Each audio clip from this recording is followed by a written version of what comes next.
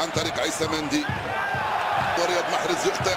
حكم المباراة الأوزبكي صفر خطأ لهذه المباراة. خلي شوية قول بعدين لأنه تحتاج ليقتل. راح دويري، رياض إبراهيم، لرياض محرز،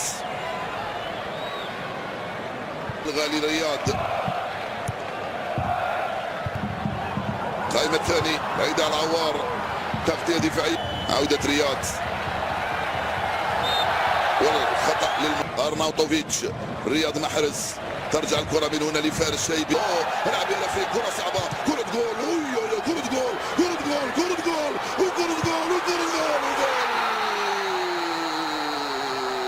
رفيق جول، كرة جول، كرة جول، كرة جول، كرة جول، يفعلها رفيق بالغالي. يا غالي يسجل الهدف الاول للمنتخب الجزائري ويعدل النتيجه بعد 3 محاولات في ظروف صعبه وفي مردود متواضع جدا. المنتخب الجزائري يعود في النتيجه ويعدل. رفيق يسر، رفيق يدخل، رفيق يراوغ، رفيق يسجل. هاي كره رياض، سقط الحكم، خلى الافضليه. انا الكره تغطيه من عيسى مندي.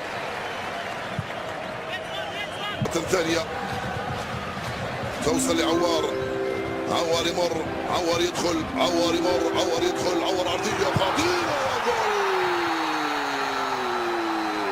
رياض يسجل هدف التعديل، هدفه 39 في مباراة رقم 119. هدفان لمثلهما. صارت النتيجة الآن بين الجزائر والنفسا. رياض محرز في القائمة الثانية، لا يضيع كرات مثل هذه. يأتي الجول الثاني، هدفان لمثلهما. صارت النتيجة الآن ساعة لعب 2-2. ايش ننتظر حتى يسجلوا علينا باش نرجع احنا وندخل هنا من عوار. تمريره لرياض بيسرى، حطها في الزاويه اليسرى وسجل هدف التعديل. الناس تلعب على النتيجه التي تبحث عنها. رياض محرز استلم الكره، يلعبها مباشره. نعم، هذه البدايه وما زال نعم على اللاعبين وكذلك على المناصرين. كرة أخرى في العمق، إلى رياض. الخديعة وقعت.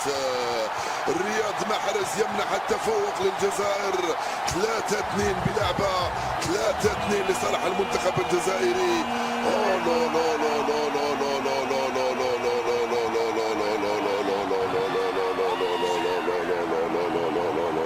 معناه أن المنتخب الجزائري في المركز الثاني سيواجه إسبانيا وليس سويسرا.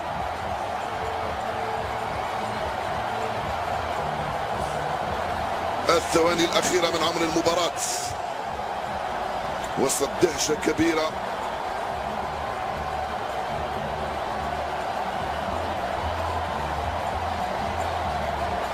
لم يكن متسللا.